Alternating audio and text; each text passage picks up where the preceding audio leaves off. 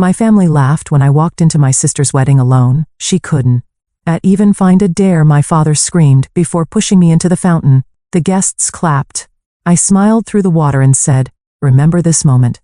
20 minutes later, my secret billionaire husband arrived, and they all went pale. I am Meredith Campbell, 32 years old, and I still remember the exact moment my family's faces changed from mockery to shock. Standing there in my soaked designer dress, water dripping from my hair after my own father had pushed me into the fountain at my sister's wedding, I smiled. Not because I was happy, but because I knew what was coming. They had no idea who I really was or who I had married. The whispers, the laughs, the pointed fingers, all about to be silenced forever. Before I continue this story, where are you watching from? If you've ever been the family scapegoat, please like and subscribe because what happened next changed my life forever. Growing up in the affluent Campbell family of Boston meant maintaining appearances at all costs. Our 5-bedroom colonial house in Beacon Hill projected success to the outside world. But behind those perfectly painted doors lay a different reality. From my earliest memories, I was always compared unfavorably to my sister Allison. She was 2 years younger but somehow always the star. "Why can't you be more like your sister?" became the soundtrack of my childhood, played on repeat by my parents, Robert and Patricia Campbell. My father, a prominent corporate attorney, valued image above all else. My mother, a former beauty queen turned socialite, never missed an opportunity to remind me that I was inadequate. When I brought home straight A's, Allison had straight A's plus extracurricular achievements. When I won second place in a science competition, my accomplishment was overshadowed by Allison's dance recital that same weekend. The pattern was relentless and deliberate. "Meredith, stand up straight. No one will ever take you seriously with that posture," my mother would snap at family gatherings when I was just 12. "Allison has natural grace," she would continue, placing her hand proudly on my sister's shoulder. "You have to work harder at these things." During my 16th birthday dinner, my father raised his glass for a toast. I remember the anticipation building, thinking maybe this once I would be celebrated.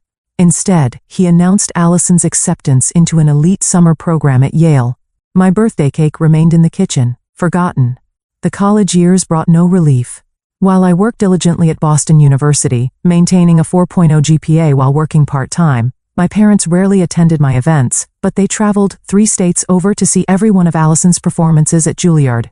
At my college graduation, my mother's first comment was about my sensible career choice in criminal justice. "At least you're being realistic about your prospects," she said with a tight smile. Meanwhile, Allison's arts degree was praised as following her passion.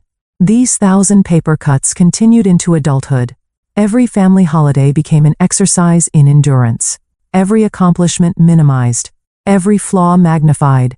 It was during my second year at the FBI Academy in Quantico that I made the decision to create emotional distance. I stopped sharing details about my life. I declined holiday invitations when possible. I built walls higher than our family home. The irony was that my career was flourishing spectacularly. I had found my calling in counterintelligence, rapidly ascending through the ranks with a combination of analytical brilliance and unflinching determination. By age 29, I was leading specialized operations that my family knew nothing about. It was during a particularly complex international case that I met Nathan Reed, not on the field as one might expect, but at a cybersecurity conference where I was representing the bureau. Nathan wasn't just any tech entrepreneur. He had built Reed Technologies from his college dorm room into a global security powerhouse worth billions. His systems protected government agencies and corporations alike from emerging threats. Our connection was immediate and unexpected. Here was someone who saw me, truly saw me, without the distorting lens of family history. Our courtship was intense, conducted between my classified operations and his global business empire. "I've never met anyone like you," Nathan told me on our third date as we walked along the Potomac at midnight. "You're extraordinary, Meredith. I hope you know that." Those words, simple but sincere, were more validation than I'd received in decades of family life. We married 18 months later in a private ceremony with only 2 witnesses, my closest colleague Marcus and Nathan's sister Eliza. Our decision to keep our marriage private wasn't just about security concerns, though those were legitimate given our positions. It was also my choice to keep this precious part of my life untainted by my family's toxicity. For 3 years, we built our life together while maintaining separate public identities. Nathan traveled extensively for business, and my position at the FBI grew increasingly senior until my appointment as the youngest ever Deputy Director of Counterintelligence Operations. Which brings me to my sister's wedding. The invitation arrived 6 months ago, embossed in gold and dripping with presumption. Allison was marrying Bradford Wellington IV, heir to a banking fortune. The event promised to be exactly the kind of excessive display my parents lived for. Nathan was scheduled to be in Tokyo closing a major security contract with the Japanese government. I can reschedule, he offered, seeing my hesitation. No, I insisted. This is too important for Reed Tech. I'll be fine for one afternoon. I'll try to make it back for the reception, he promised, even if it's just for the end. And so I found myself driving alone to the Fairmont Copley Plaza Hotel, my stomach knotting with each mile. I hadn't seen most of my family in nearly 2 years. My sleek black Audi, one of the few luxuries I allowed myself, pulled up to the valet stand. I checked my reflection one last time. Sophisticated emerald green dress, understated diamond studs, a gift from Nathan, hair and a classic updo. I looked successful, confident, untouchable. If only I felt that way inside. The Fairmont's grand ballroom had been transformed into a floral wonderland for Allison's special day. White orchids and roses cascaded from crystal chandeliers, and the afternoon light filtered through gossamer draperies. It was exactly the type of over-the-top display my parents had always dreamed of. I handed my invitation to the usher, who checked his list with a slight frown. Miss Campbell? We have you seated at table 19. Not the family table, of course. I nodded politely, already understanding what that meant. My cousin Rebecca spotted me first, her eyes widening slightly before her face arranged itself into a practiced smile. Meredith, what a surprise. We weren't sure you'd make it. Her gaze slid pointedly to my empty side. And you came alone. I did, I replied simply, not offering explanations. How brave, she said with manufactured sympathy. After what happened with that professor you were dating, what was his name? Mom said it was just devastating when he left you for his teaching assistant. A complete fabrication. I had never dated a professor, let alone been left by one. But this was the Campbell family specialty, creating narratives that positioned me as the perpetual failure. Your memory must be confusing me with someone else, I said calmly. More relatives approached, each interaction following the same pattern. And Vivian commented on my practical haircut, and how it was sensible for a woman in my position to give up on more stylish options. Uncle Harold asked loudly if I was still pushing papers for the government and whether I had considered a career change since those jobs never pay enough to attract a decent husband. My cousin Tiffany, Allison's maid of honor, approached with air kisses that deliberately missed my cheeks. Meredith. God, it's been ages. Love the dress. Is it from that discount retailer? You always were so good at finding deals. She didn't wait for an answer before continuing. Allison was just saying she wasn't sure you'd come. You know, since you missed the bridal shower, and the bachelorette weekend, and the rehearsal dinner. Each event had conflicted with critical operations I couldn't disclose. I had sent generous gifts to each with heartfelt notes. Work commitments, I said simply. Write your mysterious government job. She made air quotes around the word mysterious. Bradford's cousin works for the State Department. He says those administrative roles can be so demanding. I just smiled. Let them believe I was a clerical worker. The truth would have shocked them into silence, but that revelation wasn't mine to share yet. My mother appeared, resplendent in a pale blue designer gown that probably cost more than a month of my substantial salary. Meredith, you made it. Her tone suggested I'd completed an arduous journey, rather than a simple drive across Boston. Your sister was concerned you wouldn't come. Again. I wouldn't miss Allison's wedding, I said. Her eyes performed a rapid inventory of my appearance, looking for flaws to highlight. Finding none obvious enough, she settled for, that color washes you out. You should have consulted me before purchasing something so bold. Before I could respond, a commotion at the entrance signaled the arrival of the bridal party. Allison made her entrance to the reception, now officially Mrs. Wellington, on the arm of her banker husband. She was undeniably stunning in a custom Vera Wang gown with a cathedral train that required 2 attendants to manage. My father beamed with pride, looking at Allison as if she were the sun and moon combined. I couldn't remember him ever looking at me that way. The maitre d' directed me to table 19, positioned so far from the main family table that I nearly needed binoculars to see it. I was seated with distant cousins twice removed, my mother's former college roommate, and several elderly relatives who couldn't quite place who I was. "Are you one of the Wellington girls?" asked a hard-of-hearing great-aunt, squinting at me through thick glasses. "No. I'm Robert and Patricia's daughter," I explained. "Allison's sister." "Oh." Her face registered surprise. "I didn't know there was another daughter." That stung more than it should have after all these years. Dinner proceeded with elaborate courses and flowing champagne. From my distant vantage point, I watched my family holding court at the center table, laughing and celebrating without a glance in my direction. The traditional family photos had been taken earlier without me. I'd arrived precisely on time as indicated on the invitation, only to be told by the photographer that they'd moved the schedule up and had already finished. During the maid of honor speech, Tiffany spoke movingly about growing up with Allison, who was like the sister I never had, pointedly ignoring my existence entirely. The best man joked about Bradford finally joining the Campbell family dynasty, and how he was trading up by marrying the Campbell golden child. I maintained my composure through it all, sipping water rather than wine to stay clear-headed. I needed my wits about me. Nathan had texted an hour ago, landing soon. Traffic from airport heavy. ETA, 45 minutes. When the dancing began, I attempted to join a circle of cousins, only to have them subtly close ranks, leaving me on the outside. I retreated to a quiet corner, checking my watch. Nathan would be here soon. Just a little longer. My mother approached, champagne flute in hand. "You could at least try to look like you're enjoying yourself," she hissed. "Your perpetual sulking is becoming a topic of conversation." "I'm not sulking, Mother. I'm simply observing." "Well, observe with a smile. The Wellingtons are important people, and your sister has made an exceptional match. Don't embarrass us." "As if I were the embarrassment in this scenario, the least you could have done was bring a date," she continued. "Everyone is asking why you're here alone." Again, I didn't bother explaining that my husband was worth more than the entire Wellington family fortune combined. That revelation would come soon enough. The reception was in full swing when my father tapped his crystal glass for attention. The crowd quieted as he took center stage beside the elaborate ice sculpture of intertwined swans.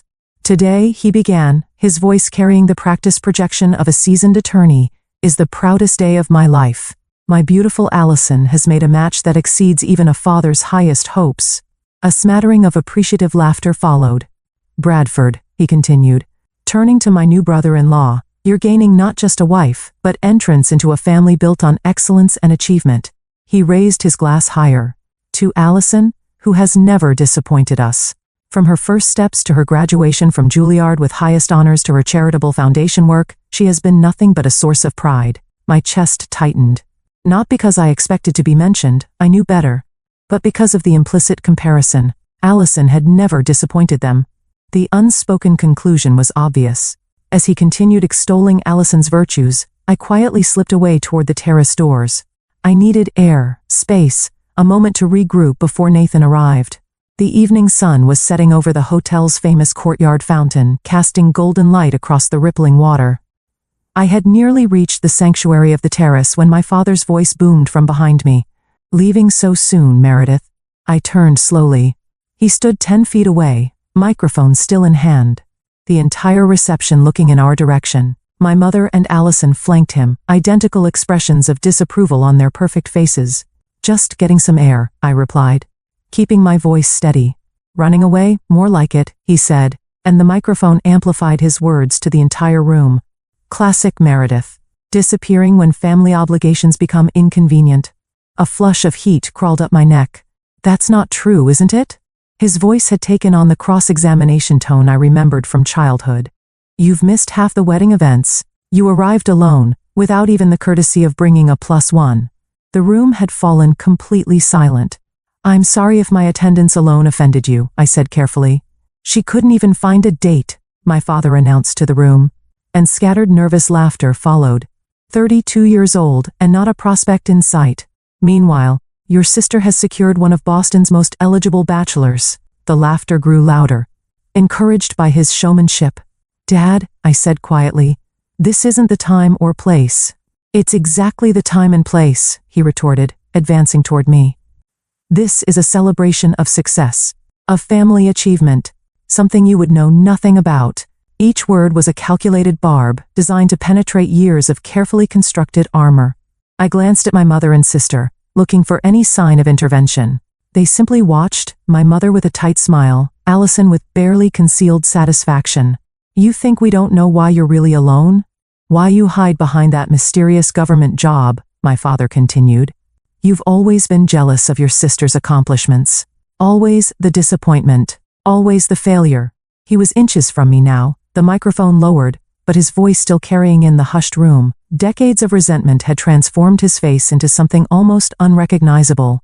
Dad, please stop, I whispered, aware of hundreds of eyes on us. Stop what? Telling the truth? The truth that you've never measured up? That you're an embarrassment to the Campbell name? His voice rose with each question. Something inside me snapped, not toward anger but toward a strange, calm clarity. You have no idea who I am, I said quietly. I know exactly who you are. He snarled, and then it happened. His hands connected with my shoulders, a forceful shove that caught me completely off guard. I stumbled backward, arms windmilling. But there was nothing to grab onto. For a suspended moment, I felt weightlessness, then the shocking cold as I plunged backward into the courtyard fountain. Water engulfed me. My carefully styled hair collapsed, my silk dress billowed then clung, and my makeup surely ran in rivulets down my face.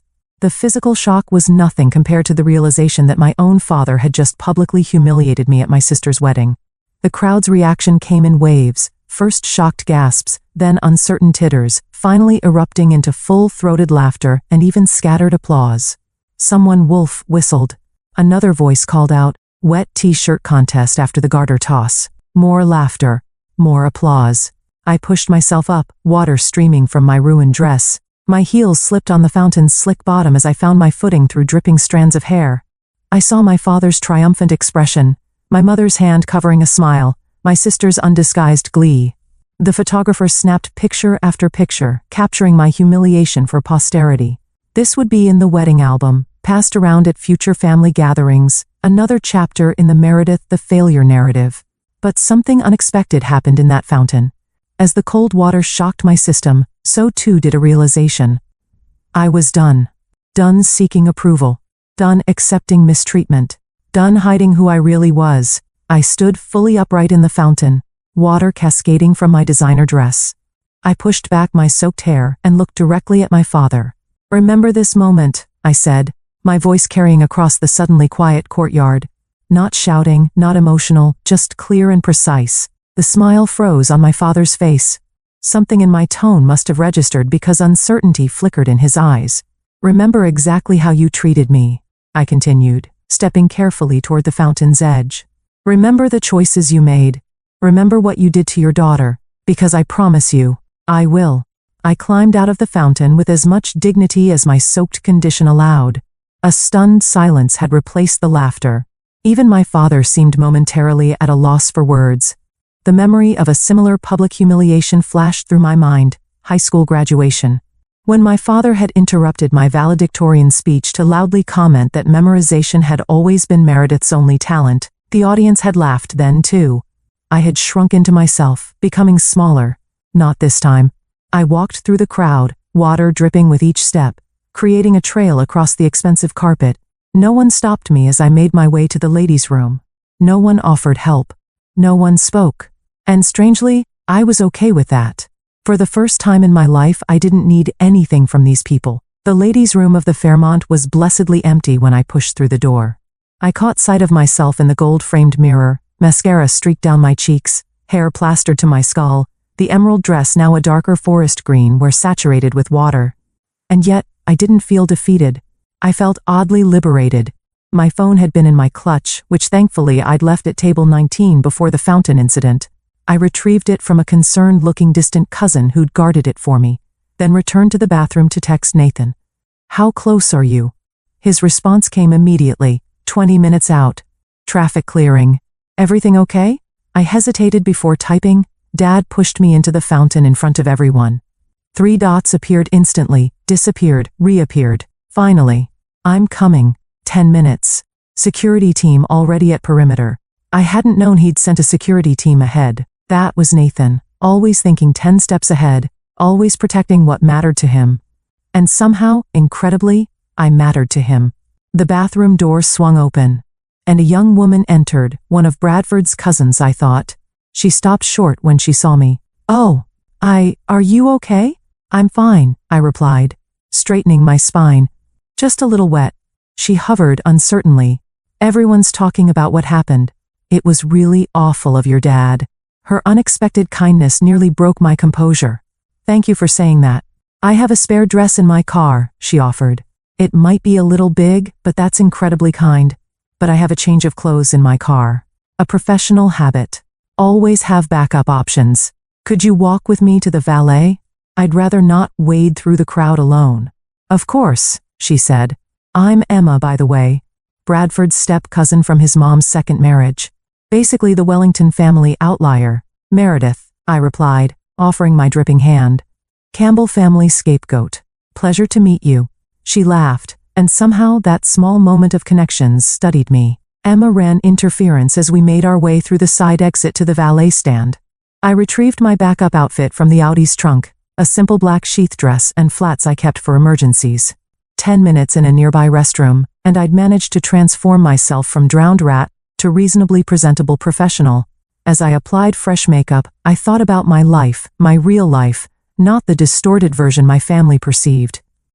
I had graduated top of my class at Quantico. I had led operations that saved American lives.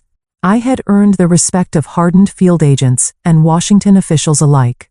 I had married a brilliant, kind man who valued me exactly as I was. None of that validation had come from the people currently celebrating in the ballroom. And maybe that was the point. Maybe true worth is only found outside the funhouse mirrors of toxic family dynamics. I checked my watch. Nathan would arrive any minute. For the first time, I was ready to stop hiding our relationship. Not because I needed my family to be impressed that Ship had sailed into the fountain with me, but because I was tired of diminishing myself to make them comfortable. My phone vibrated with a text from Nathan, in position. I took a deep breath, smoothed my replacement dress, and walked back toward the reception with my head high and shoulders back. Emma had returned to her table, but she gave me an encouraging thumbs up as I passed. The festivities had resumed in my absence. The dance floor was crowded, the bar busy, the cake waiting to be cut. No one noticed me immediately, which allowed me to position myself strategically near the main entrance. I spotted my mother first, holding court with several of her socialite friends, gesturing animatedly. As I drew closer, her words became clear. Always been difficult. We've tried everything with her, absolutely everything. The best schools, the best therapists. Some people simply refuse to thrive. Such a shame, agreed one of her friends. Especially with Allison being so successful. Same parents, same opportunities. Genetics are mysterious. My mother sighed theatrically. Robert and I have accepted that Meredith will never. She trailed off as she noticed me standing there, clearly not still hiding in the bathroom as she'd assumed. Meredith, she recovered quickly. You look dry. Yes, mother. I always keep a spare outfit handy, one of many professional habits. Her friends murmured uncomfortable greetings before finding urgent reasons to refresh their drinks. Was humiliating me part of the wedding itinerary? Or did Dad improvise that part? I asked quietly. Don't be dramatic, she hissed.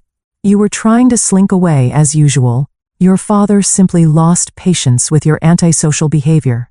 Pushing your adult daughter into a fountain is not a normal response to perceived antisocial behavior. Perhaps if you had brought a date, made any effort at all to participate in your sister's happiness, instead of making everything about your mysterious job and your perpetually busy schedule, things would have gone differently. I studied my mother's face, searching for any sign of the protective instinct that should have been there. There was nothing but annoyance that I had disrupted her narrative. You know what's interesting, Mother? I've never once made anything about me. In fact, I've spent my entire life trying to take up as little space as possible in this family, and it still wasn't enough. A commotion at the entrance caught everyone's attention. The distinct sound of multiple car doors closing in rapid succession. The appearance of two men in impeccable suits conducting a subtle security sweep. My mother frowned. What's happening? If the Wellingtons arranged additional security without consulting us? I checked my watch. Right on time, I murmured. The sleek black Maybach had arrived, followed by two equally impressive security vehicles. The wedding guests had noticed now. Conversations pausing as attention shifted toward the entrance. Even the music seemed to quiet. My heart quickened despite my outward calm. After 3 years of marriage, Nathan still had that effect on me. and in approximately 60 seconds, my family would finally meet my husband. The double doors to the ballroom swung open with authority. 2 security personnel entered first, Marcus and Dimitri I recognized, their alert eyes scanning the room with professional efficiency. They wore impeccable suits that couldn't quite disguise their military bearing. Whispers rippled through the reception. The father of the bride approached the security men with an affronted expression.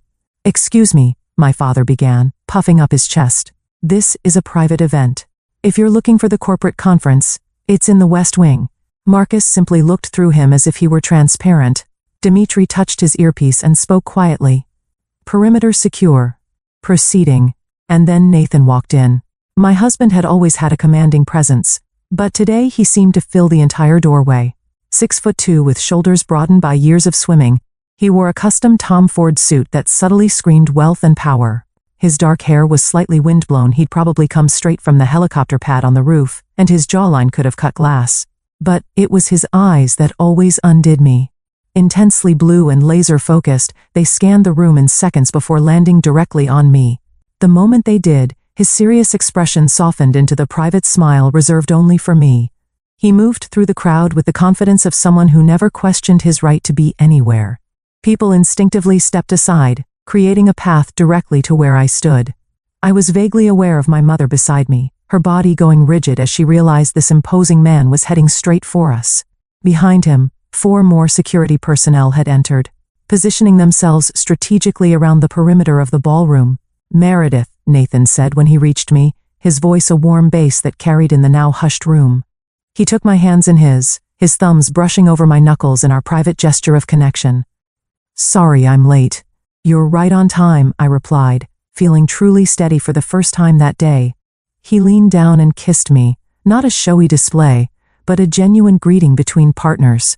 His hand moved protectively to the small of my back as he turned to face my mother. "Mrs. Campbell," he said with perfect politeness that somehow still conveyed zero warmth. "I'm Nathan Reed, Meredith's husband." My mother's face went through a spectacular series of expressions: confusion, disbelief, calculation, and finally a strained attempt at delight. "Husband," she repeated, her voice unnaturally high. But Meredith never mentioned. 3 years next month, Nathan supplied smoothly. "We keep our private life private. For security reasons." My father had pushed his way through the onlookers and arrived at my mother's side, his face flushed with either anger or embarrassment, possibly both. "What's the meaning of this?" he demanded, looking from me to Nathan. "Some kind of prank? Hiring security and an actor to create a scene at your sister's wedding is a new low, Meredith." Nathan's expression hardened almost imperceptibly. Only someone who knew him as well as I did would notice the dangerous glint in his eyes. "Mr. Campbell," he said, his tone deceptively mild. "I'm Nathan Reed, CEO of Reed Technologies. Your daughter and I have been married for nearly 3 years." My father's mouth opened and closed without sound. Reed Technologies was a household name, a global security firm worth billions that provided cutting-edge protection systems to governments and corporations worldwide. Even my technology-averse father would recognize it. "That's not possible," he finally managed. "We would have known." "Would you?" Nathan asked, genuine curiosity in his voice. "When have you ever shown interest in Meredith's actual life?" "From what I've observed today and what she's shared over the years, your interest extends only to criticizing her choices, not understanding them." My sister had appeared now, her white gown making her look like an apparition floating through the stunned guests. Bradford followed in her wake, his expression torn between confusion and fascination. "What's happening?" Allison demanded. "Who are these people?" "Apparently," my mother said faintly, "your sister has a husband." "That's ridiculous," Allison scoffed. "She's making it up for attention." On my wedding day, Nathan's arm tightened around my waist. Not possessively, but supportively. "Mrs. Wellington, congratulations on your marriage. I apologize for missing the ceremony. International business obligations kept me in Tokyo until a few hours ago." His impeccable manners made Allison's rudeness stand out in stark relief. She flushed, looking uncertainly between Nathan, the security team, and the increasingly interested wedding guests. "Is this some kind of joke?" My father found his voice again. "You expect us to believe that Meredith, our Meredith, secretly married a billionaire tech CEO, supplied one of Bradford's friends from the back, who had apparently Googled Nathan on his phone." Holy shit, that's really Nathan Reed. Forbes cover last month. Net worth estimated at $12 billion. A collective gasp rippled through the room. My mother swayed slightly, reaching for the back of a chair to steady herself. I don't understand, she whispered. Why wouldn't you tell us? For the first time, her question seemed genuine rather than accusatory. I almost felt sorry for her. When have you ever wanted to hear about my successes, Mother? I asked gently. When have you ever celebrated anything about me? She had no answer. As for me, Nathan continued smoothly, I've been looking forward to meeting the family Meredith has described so vividly. Though I admit, after witnessing your behavior today, I find myself rather... He paused, selecting his word carefully, disappointed. My father's face darkened. Now listen here, young man. No, Mr. Campbell, Nathan interrupted, his voice suddenly hard as steel. You listen. I watched from the terrace as you publicly humiliated your daughter. I saw you push her into that fountain. I heard the things you said to her. The blood drained from my father's face. Under normal circumstances, Nathan continued, such an assault would have immediate consequences. My security team was prepared to intervene, but Meredith signaled them to stand down. That's the kind of person your daughter is. Even after your despicable behavior, she didn't want to create a scene at her sister's wedding. The room had gone completely silent. Even the waitstaff had frozen in place. Fortunately for you, Nathan finished, my wife is a better person than I am. Because if anyone ever treated her that way again, my response would not be nearly so measured. The threat, though delivered in the most civilized tone possible, hung in the air like storm clouds. At that precise moment, as if choreographed for maximum dramatic effect, the ballroom doors opened once more. Two individuals in crisp business attire entered, their posture alerting me immediately to their identities even before I saw their faces. Marcus and Sophia, my most trusted team members from the bureau. They approached with purposeful strides, coming to a stop a respectful distance from where Nathan and I stood with my family. Director Campbell, Sophia said formally, using my official title. I apologize for the interruption, but there's a situation requiring your immediate attention. The title hung in the air for a beat before the whispers started. Director. Did she say Director Campbell? What department? My father's confusion was almost comical. Director of what? Some minor government office. Nathan's smile was razor sharp. Your daughter is the youngest deputy director of counterintelligence operations in FBI history, Mr. Campbell. Her work has saved countless American lives and earned her the highest security clearance possible. More gasps. More whispers. My mother looked as though she might faint. Allison stepped forward. Her bridal glow diminished by confusion and dawning horror. That's impossible. Meredith is just what, Allison? I asked quietly. Just your disappointing older sister? Just the family scapegoat? Just the perpetual failure? She had no answer. The Meredith Campbell I know, Nathan said, his voice carrying easily through the silent room, is brilliant, courageous, and formidable. She has the respect of hardened field agents and government officials alike. She makes decisions daily that affect national security. He turned to look directly at my father, and for some inexplicable reason, she still cared enough about your approval to attend this wedding, despite knowing exactly how you would treat her. My father seemed to have aged 10 years in the last 5 minutes. The confident, bullying attorney had vanished, replaced by a confused old man trying to reconcile his lifelong narrative with this new reality. Why didn't you tell us? He asked, his voice smaller than I'd ever heard it. Would you have believed me? I replied simply, or would you have found a way to diminish this too? His silence was answer enough. Marcus approached, holding a secure tablet. Director, I hate to press, but we need your authorization on this operation. I took the tablet, scanned the information, and made a quick decision. Proceed with option 2, but increase surveillance on the secondary target. I'll call in for the full briefing in 20 minutes. Yes, ma'am, Marcus replied, accepting the tablet back. The professional exchange happened in seconds, but its impact on the room was seismic. This wasn't play acting. This wasn't an elaborate ruse. This was real power, real responsibility, and I wielded it with casual confidence. Nathan checked his watch. We should go. The helicopter is waiting. And we have the Tokyo team on standby for the video conference at 9. I nodded, then turned to face my stunned family one last time. Congratulations on your wedding, Allison. I wish you and Bradford every happiness. My sister seemed incapable of speech. Bradford, to his credit, stepped forward and offered his hand to Nathan. "It was an honor to meet you, Mr. Reed. And you, Director Campbell. I hope we'll have the opportunity to get to know each other better in the future." His sincerity was unexpected and rather touching.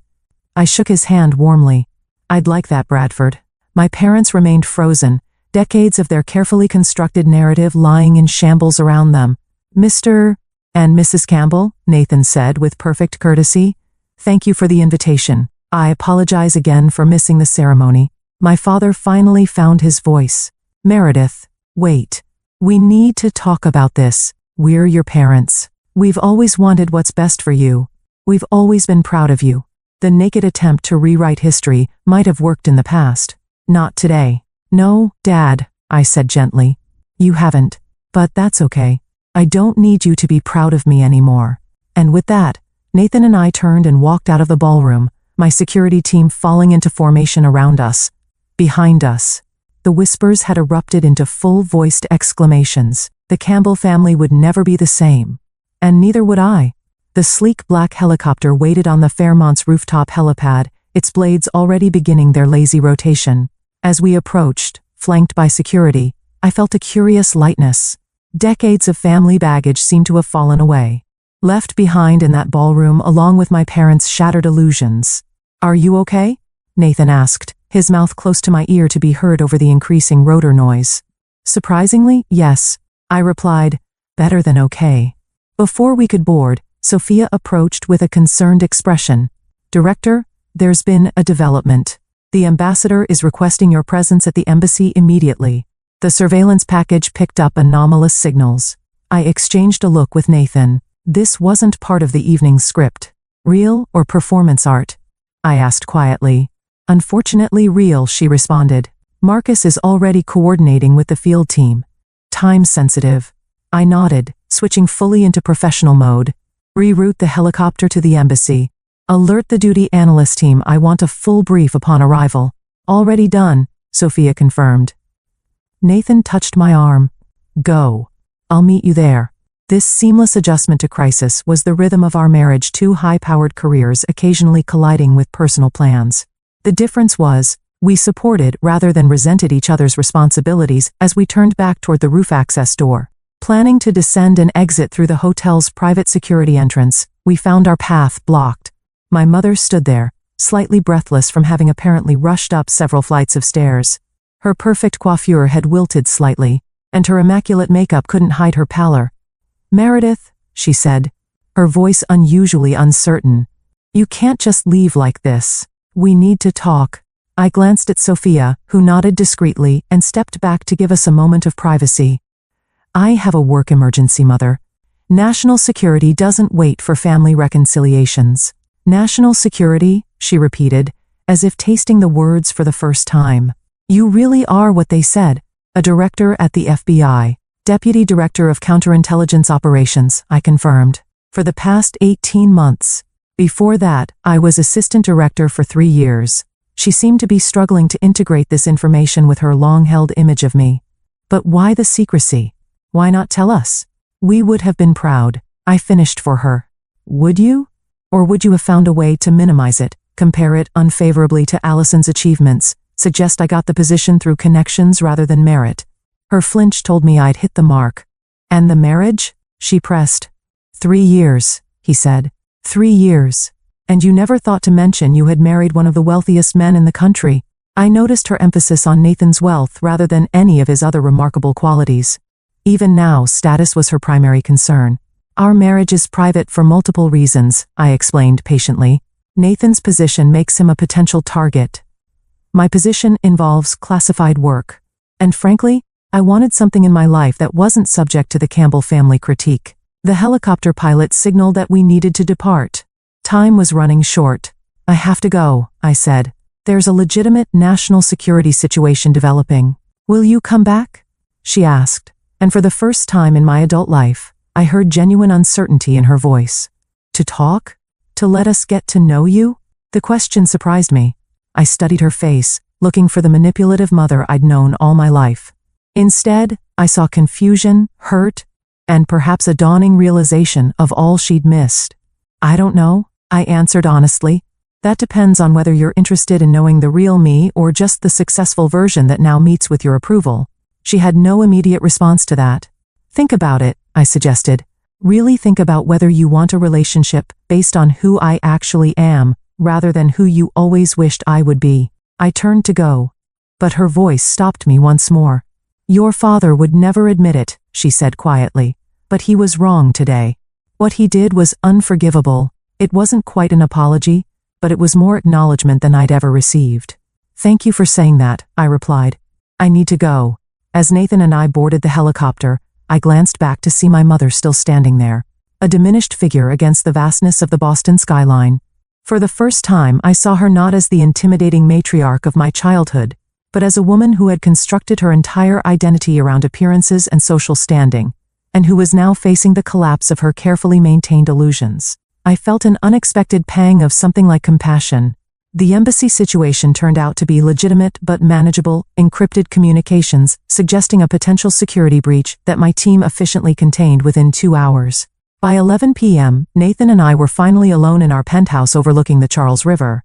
Some wedding, he remarked, loosening his tie as we stood on the terrace. The city lights reflected off the water, creating a tapestry of glimmering patterns. Not quite how I planned to introduce you to the family, I admitted, slipping off my shoes. I thought it went rather well, actually, he said, with a slight smile. The look on your father's face when Marcus called you director was worth the price of admission. I laughed despite myself. That was rather satisfying. Your mother followed you to the roof, he noted. That seems significant. I'm not sure what it means yet, I said honestly. 32 years of patterns don't change in an afternoon. No, he agreed. But revelations can sometimes create openings for change. He pulled me gently into his arms. Whatever you decide about your family, I'm with you. If you want to explore reconciliation, I'll support that. If you want to maintain distance, I'll support that too. This was what real love felt like. Not the conditional approval I'd sought from my family for decades, but unconditional support regardless of my choices. Did you see Bradford's face when he realized who you were? I asked, changing the subject. I think he was mentally calculating how to get you to invest in his hedge fund. Nathan laughed. He seemed like the only decent one in the bunch. Recognized your title immediately and showed appropriate respect. I noticed that too, I admitted. Maybe Allison made a better choice than I gave her credit for. My phone buzzed with an incoming text. I expected it to be work-related, but instead saw my cousin Emma's name. OMG, the family is in complete meltdown after you left. Your dad keeps saying there must be a mistake. Your mom is weirdly quiet. Allison has locked herself in the bridal suite. Also, I googled your husband and holy crap. Also, I'm sorry they treated you like garbage all these years. Drink, sometime? Signed, your new favorite cousin. I showed the message to Nathan, who raised an eyebrow. New favorite cousin? She was kind to me after the fountain incident, I explained. Before you arrived, offered me a spare dress, helped me avoid the crowd. Small kindness, but it stood out. Sometimes allies come from unexpected places, he observed. Over the next hour, my phone lit up with messages from family members who had never bothered to call me before. Distant and suddenly remembered my birthday. Second cousins inquired about lunch dates. My father sent a stiffly formal text stating that we should discuss recent developments at your earliest convenience. I silenced the phone and set it aside. Those responses could wait. They're not reaching out to me, I told Nathan as we prepared for bed. They're reaching out to Director Campbell, wife of billionaire Nathan Reed, not to the person I actually am. Does that surprise you? He asked gently. No, I admitted, but it does clarify things. As I drifted towards sleep in the safety of our home, I realized that the day's events hadn't given me a family. I'd had one all along. Nathan, my trusted team at the Bureau, friends who valued me for myself, the family I'd chosen rather than the one I was born into, and that, I was discovering, made all the difference. 3 weeks after my sister's wedding, Nathan and I sat in our favorite corner of Thinking Cup Cafe on Newbury Street. Despite our combined net worth and status, we enjoyed these small moments of normalcy, good coffee, quiet conversation, and people watching in a place where we weren't immediately recognized. Your mother called again yesterday, Nathan mentioned, stirring his Americano. That's the 3rd time this week. I nodded, watching pedestrians hurry past the window. The Boston fall had painted the trees along Commonwealth Avenue in brilliant reds and golds. She left another voicemail. Invited us to Sunday dinner. Are you considering it? His tone was neutral, offering neither encouragement nor discouragement. I'm not sure, I admitted. Part of me thinks it's just damage control. The Campbell family image took quite a hit when word got around about what happened at the wedding. The story had indeed circulated rapidly through Boston's upper social circles. My father's law firm partners had expressed concern about his judgment. My mother had been quietly removed from the chairperson position of her beloved charity board. Apparently, publicly humiliating your FBI director daughter and alienating your billionaire son-in-law was bad for business and social standing. And the other part, Nathan prompted. I sighed, tracing the rim of my mug. The other part wonders if this might be the first genuine interest they've ever shown in knowing me. The real me, not their projection. The weeks following the wedding had brought an avalanche of family communication. Emails, texts, calls, even handwritten letters. My father's alternated between defensive justifications and awkward attempts at reconciliation. My mother's were more directly apologetic, though still threaded with hints that I should have told them about my important position sooner. Allison had sent a single text from her honeymoon. We need to talk when I'm back. Nothing more. The most surprising development had been my growing friendship with Emma, Bradford's step-cousin. True to her word, we'd met for drinks, where she'd confessed to always feeling like an outsider in the Wellington family, a sentiment I understood all too well. Her genuine interest in my work, what I could share of it, and her complete lack of agenda was refreshing. I've been thinking about something, Doctor. Chen said in therapy last week, I told Nathan. Referring to the counselor. I'd started seeing to process my family dynamics about how setting boundaries isn't about punishing others, but protecting yourself. Nathan nodded. I like that distinction. I think I can have some form of relationship with my family, I continued, working through my thoughts aloud. But it needs to be on new terms. No more diminishing. No more comparisons. No more accepting disrespect to keep the peace. That sounds healthy, Nathan agreed. And if they can't meet those terms, then I continue building my life with the people who can, I said simply. You, my friends, my colleagues, the family I've chosen. My phone buzzed with an incoming call, Marcus, my second in command at the bureau. I answered immediately. We've got movement on the Richardson case, he said without preamble. Surveillance picked up a meeting at the specified location. Team is in position. I'll be there in 20, I replied, already gathering my things. Nathan was doing the same, accustomed to our interruptions. Need a ride? He asked as we stepped onto the busy sidewalk. My meeting at MIT isn't for another hour. Thanks, but I've got the bureau car today. I nodded toward the black SUV parked discreetly down the block, where my security detail waited. He kissed me goodbye, and we headed in opposite directions, him toward his innovative tech empire, me toward the delicate work of protecting national security, each supporting the other's mission without resentment or competition. That evening, after a successful operation that resulted in the capture of a significant counterintelligence target, I made a decision. I called my mother. Sunday dinner, I said when she answered. Nathan and I will come. But we need to establish some ground rules first. Her immediate agreement was telling. The old Patricia Campbell would have bristled at conditions. This new version, humbled by revelations and consequences, was at least willing to listen. The dinner itself was predictably awkward. My father vacillated between defensive posturing and attempts at showing interest in my career. My mother tried too hard, nervously over-explaining the provenance of every dish, as if hosting foreign dignitaries. Allison and Bradford arrived late. Their dynamic interesting to observe. He seemed genuinely pleased to see Nathan and me, while she maintained a careful distance, still processing her displacement from the family spotlight. But there were moments, brief, tentative moments, of something like genuine connection. My father asked thoughtful questions about a recent cybersecurity initiative Nathan's company had implemented for government agencies. My mother produced a box of my childhood achievements she'd apparently kept all these years: debate trophies, academic awards, science competition medals, evidence that perhaps she'd noticed more than she'd acknowledged. Most surprising was Allison's request to speak privately after dinner. In the garden where we'd played as children, my sister struggled visibly with words that didn't come easily to her. I didn't know, she said finally, about your job, your husband, your life. You never asked, I pointed out, not unkindly. I know. She twisted her wedding ring nervously. I think I liked being the favorite. It was easier not to question it. Her honesty was unexpected. Bradford says, I need to examine why I felt threatened by your success, she continued. Even before I knew about all this, she gestured vaguely, encompassing my career, marriage, and status. He thinks we could both benefit from family therapy. I studied my sister, really looked at her, perhaps for the first time in years. Behind the perfect exterior, I glimpsed uncertainty, insecurity even. The golden child role came with its own burdens, its own impossible expectations. I'd consider that, I said carefully. Not immediately, but eventually. It wasn't forgiveness exactly, but it was an opening.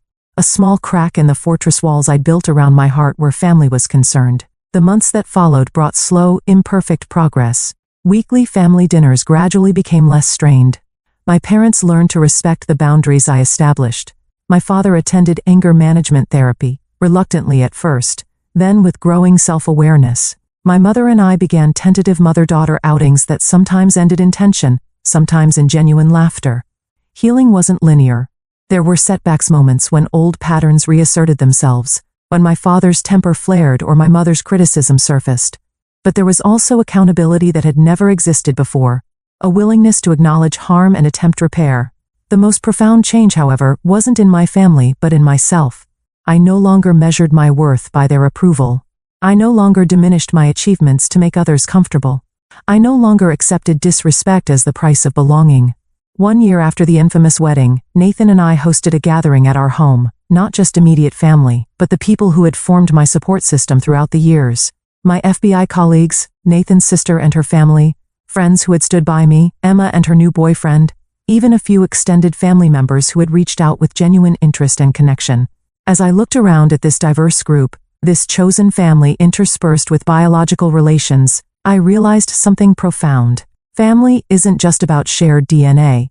It's about who shows up, who sees you clearly and loves you anyway, who celebrates your successes without jealousy and supports you through failures without judgment. Sometimes those people share your bloodline. Often they don't. The magic happens when you stop forcing connections where they don't naturally exist, and instead nurture the ones that bring mutual joy and growth. Standing in our kitchen, preparing to bring out dessert, I felt Nathan's arms encircle me from behind. Happy? He asked simply. I leaned into his embrace, watching through the doorway as my father engaged in animated conversation with Marcus about fishing techniques, while my mother showed Emma photos on her phone. And Allison's musical laugh rang out at something Bradford had said. Not perfect. Still complicated, but real in a way it had never been before. Yes, I answered truthfully. I am. If you're watching this and have struggled with toxic family dynamics, I want you to know that your worth isn't determined by those who failed to see it. Building boundaries isn't selfish, it's necessary for healing. And sometimes the most loving thing you can do for yourself is to create distance until genuine change occurs. Have you experienced family relationships healing after setting firm boundaries? Or have you found peace by creating your chosen family instead? Share your stories in the comments below. Your experience might be exactly what another viewer needs to hear today. Don't forget to like and subscribe if this resonated with you.